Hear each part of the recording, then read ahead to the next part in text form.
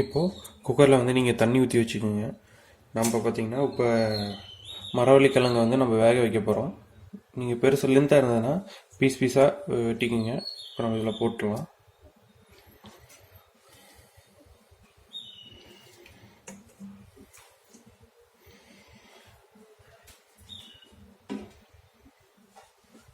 இப்போ இது கூட நீங்கள் கல்லுப்பு இருந்ததுன்னா கல்லுப்பு இல்லை உப்பு ஆட் பண்ணிக்கோங்க.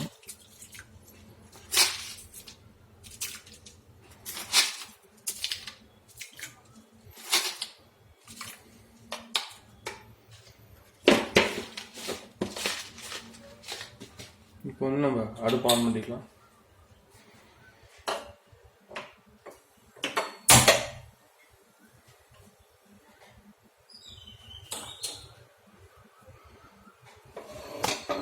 இப்போ வந்து நீங்கள் மூடி வைங்க.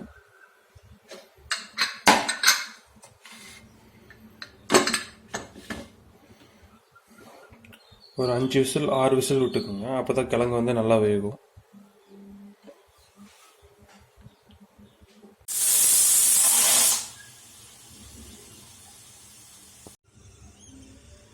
இப்போ விசில் அடங்கிடுச்சு. நம்ம இதை ஓப்பன் பண்ணலாம்.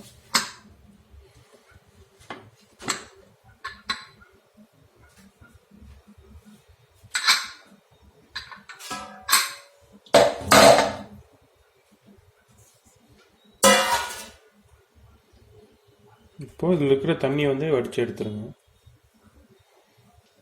இப்போ தண்ணி வடித்தாச்சு. இதுக்கு மேலே இருக்க நீங்கள் தோலை வந்து எடுத்துருங்க. சூடாக இருக்கும்.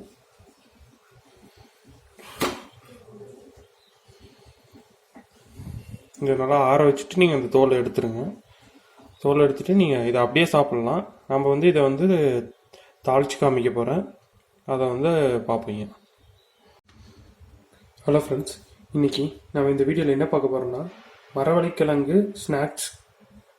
ஈவினிங் டைம் வந்து நான் சாப்பிட்ற மாதிரி ஒரு ஸ்நாக்ஸ் வந்து புது டிஷ் வந்து நம்ம செய்ய போகிறோம். அதுக்கு தேவையான பொருட்கள் எனக்கு நம்ம முதல்ல பார்த்துக்குவோம்.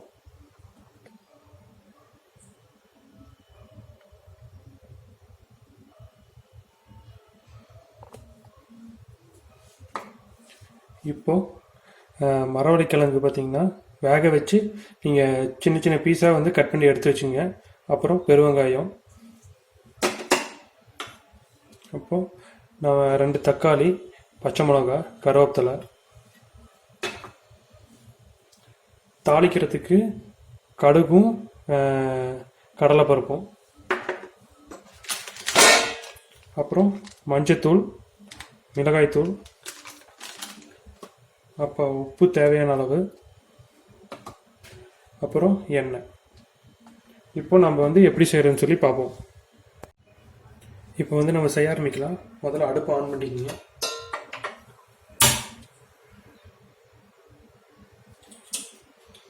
இப்போ பார்த்தீங்கன்னா தக்காளியும் பச்சை மிளகாயும் சின்னதாக கட் பண்ணி வச்சுங்க.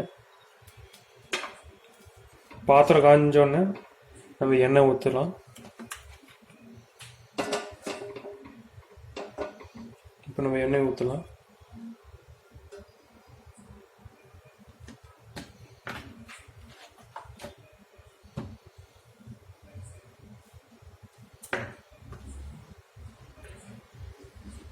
எண்ணெய் காஞ்சோடனே நம்ம இப்போ கடுகு ஃபஸ்ட்டு கடுகு ஆட் பண்ணலாம். அடுத்ததாக கடலைப்பருப்பு,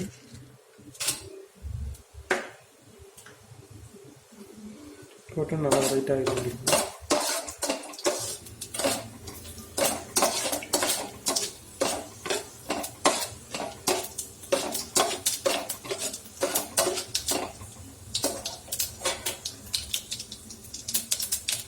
இப்போ கருவேப்பிலையை ஆட் பண்ணலாம்.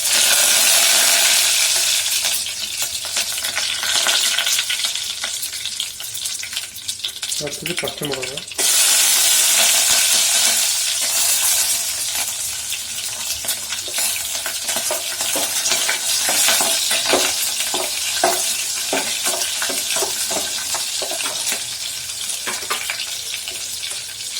அடுத்ததாக வெட்டி வச்ச பெருவெங்காயம்,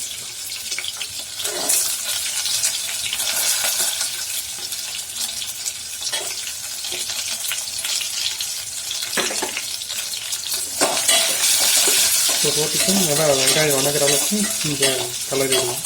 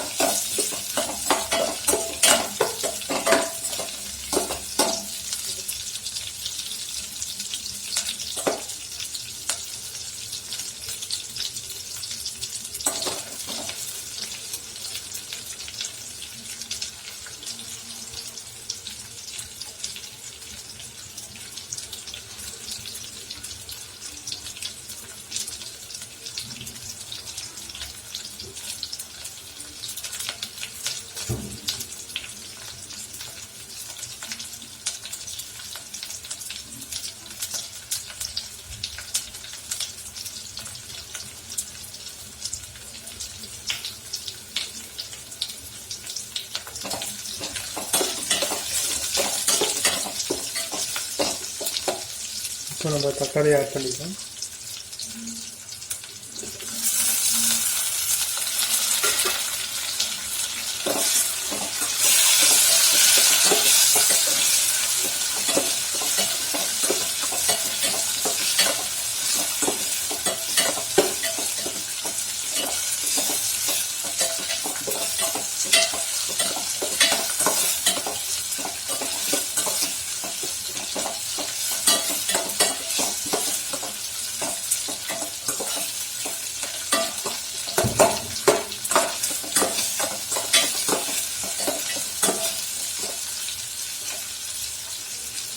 தக்காளி கொஞ்சம் நல்லா வேகணும். இப்போ பார்த்தீங்கன்னா மரவள்ளி கிழங்குல வந்து சத்து அதிகமாக இருக்குது. அது சாப்பிட்றதுனால உடம்புக்கு ரொம்ப நல்லது. வீக்லி ஒன்ஸ் வந்து நீங்கள் கிழங்கு வகையை சேர்த்துக்கிறது உடம்புக்கு வந்து ரொம்ப நல்லது. நீங்கள் இதை சிப்ஸாக சாப்பிட்றத விட வேக வச்சு சாப்பிட்றது வந்து இன்னும் கொஞ்சம் கூடுதலாக உங்களுக்கு ஹெல்த்தாக இருக்கும்.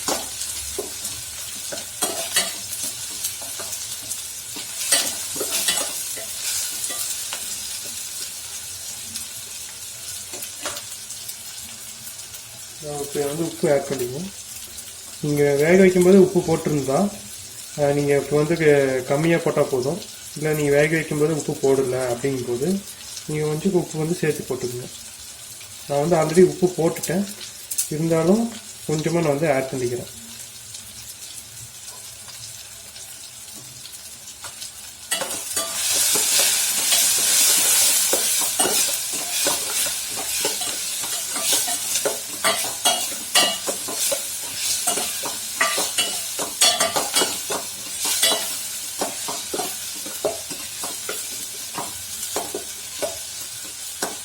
இப்போ வந்து நம்ம மஞ்சத்தூள் ஆட் பண்ணிக்கலாம்.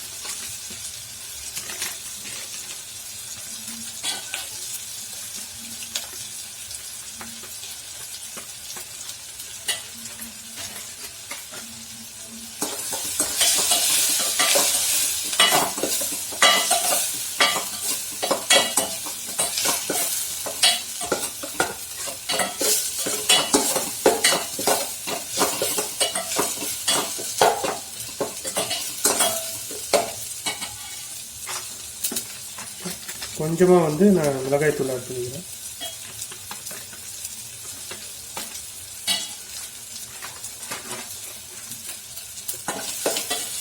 நீங்கள் எல்லா சாப்பாட்டுலையுமே பச்சை மிளகாய் ஆட் பண்ணுறது உடம்புக்கு நல்லது. சுகர் பேஷண்ட்டுக்கு வந்து அது ஒரு இன்க்ரீடியன்ஸாக வந்து ரியாக்ட் ஆகுது.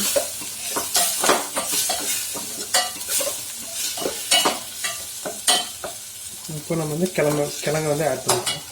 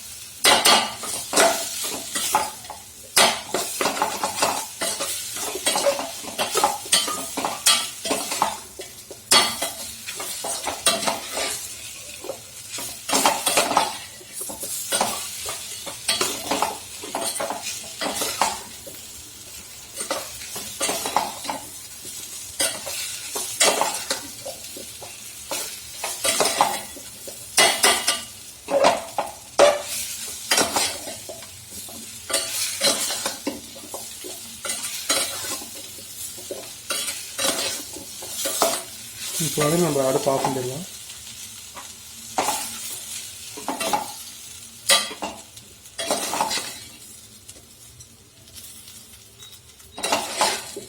இது பார்த்தீங்கன்னா ஈவினிங் டைமில் வந்து சாப்பிட்றதுக்கு நல்லாயிருக்கும். நீங்கள் சாப்பாடோட நீங்கள் கடித்து சாப்பிட்லாம். ரசத்துக்கு ரொம்ப நல்லாயிருக்கும். அப்புறம் ஈவினிங்கில் பார்த்தீங்கன்னா குழந்தைங்க ஸ்கூலுக்கு போயிட்டு வந்தால் அவங்களுக்கு வந்து ஒரு டயர்டாக வருவாங்க. அவங்களுக்கு வந்து இது ஸ்நாக்ஸை நீங்கள் வந்து செஞ்சு கொடுக்கலாம். டீ காஃபி கூட வந்து இதை கடிச்சு சாப்பிடலாம். ரொம்ப டேஸ்ட்டாக இருக்கும்.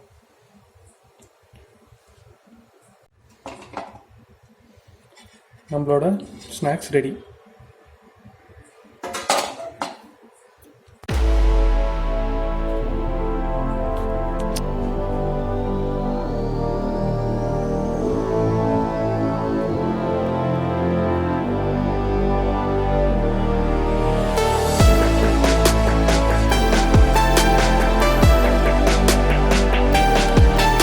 வேலை பண்ணாலும் கலக்கலா பண்ணி வைக்கணும். அப்பதான் நாம செய்யற சமையல் மனம் குணம் எல்லாம் நிறைந்து வாசனைக்கு மூக்கு வாயிலான ஜொல்லு ஊத்தணும். நான்வெஜ்ல முக்கியமான விஷயம் காரம். அதனால சில்லி சாஸ் இதுல எந்த அளவுக்கு போடணும்னு எனக்கும் தெரியாது, சாப்பிட்டாதான் தெரியும். சில்லி சாஸ் டொமேட்டோ சாஸ் ஊத்தியாச்சு. அடுத்தது நம்ம உப்பை மட்டும் தான் ஆட் பண்ணணும். உப்பு இல்லாத பண்டம் குப்பைக்குன்னு சும்மாவா சொன்னாங்க? அச்சோ பெருசா விழுந்துச்சு. அடுத்து சக்கரை கொட்டு. ஓகே.